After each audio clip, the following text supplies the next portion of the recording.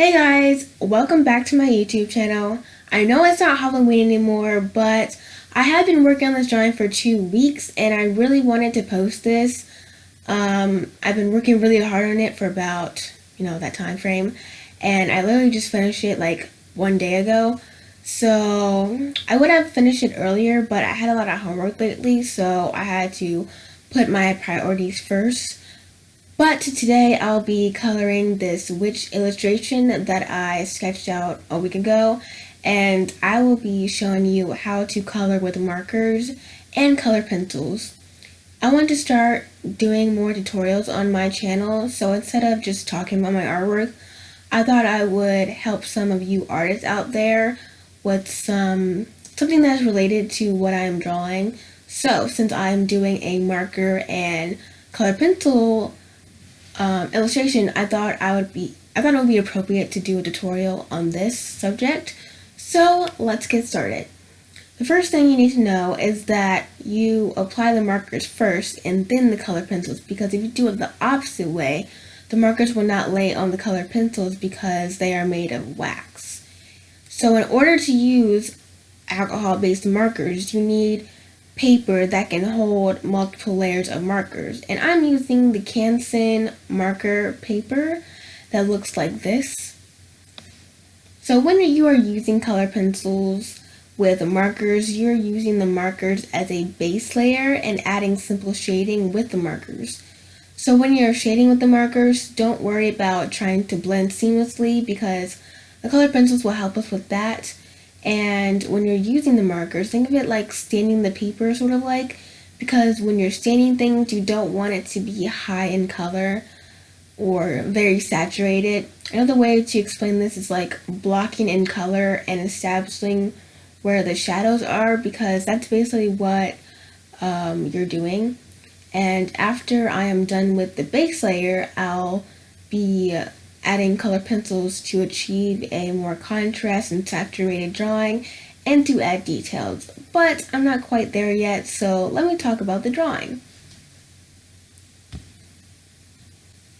I am really happy with this drawing. It is something different than what I normally draw because it has a background and it's showing more of the character's body, and it's more like an illustration than just drawing a face like I normally do.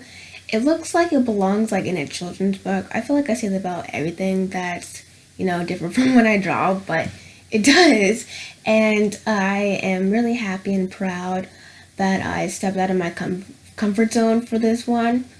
For the colors, I wanted the witch to be bright and vibrant and the background to be a little dull. I didn't want the background to take away from the witch. I used bright colors to draw the viewer's eyes to the witch, and I had a lot of fun with the background and just adding all the books and the potion bottles and even the door. And it was so satisfying to color the background with that marker, that purple marker. And yeah, I made the witch's chin, nose, and fingers pointy because even witches have like pointy features, and even though she's like a good witch, I wanted her to have those features. I did struggle with the face because I'm not used to drawing small features, but I tried my best, and that's all that matters. I used color pencils to add details to the face so I can get more details and I wouldn't mess up. And I also used the fine point Sharpies for outlining as well. In next week's video, I'll be posting a tutorial about some color pencil techniques that I learned over the years. So I will briefly discuss some things about color pencils, but if you want a more in-depth video about color pencils, go watch the tutorial when it is up.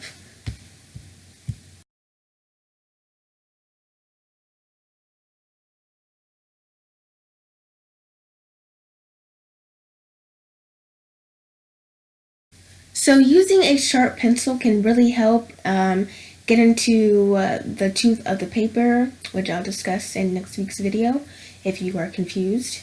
And I began adding shading with a dark colored pencil for the base color that I was using, and white for the highlights in some areas like the cauldron. If you don't want the color pencil texture to be in the drawing, then you can burnish by pressing hard, but not too hard until your hands hurt and you have blisters on them. Yeah, don't be like me, because that used to happen to me all the time.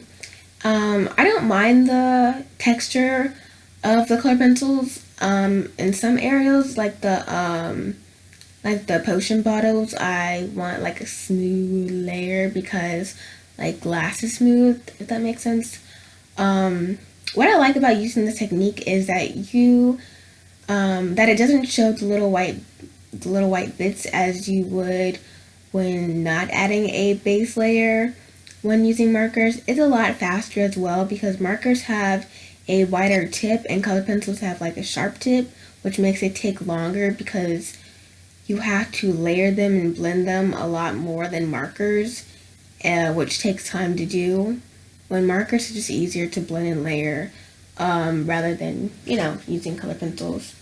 Adding markers doesn't damage the paper as you would with when you burnish colored pencils, because once you burnish colored pencils, it's done, it's over. And another good thing about this technique is that you don't need to be an expert at either art mediums, because I'm definitely not. And you just need to know the basics for each. When you combine them together, it's like, boom, your art looks amazing. And it makes it seem like you're expert, even though you may not be, like me. Oh, we can be twins. If you have a mistake with the markers, you can just go over with the color pencils, so don't stress about it. You can just cover it up with the color pencils like it never even happened.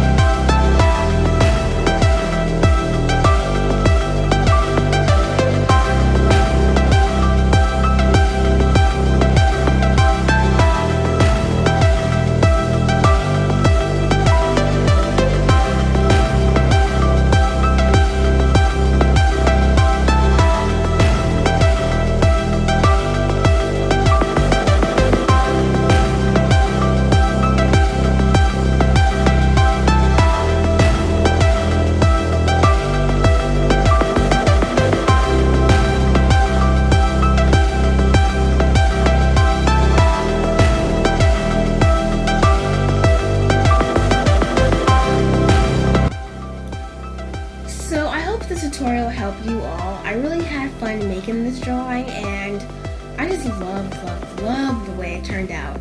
And all the materials I use will be down in the description box below if you're interested.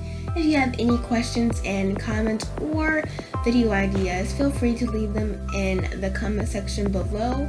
Thank you so much for watching, and I'll see you in my next video. Bye!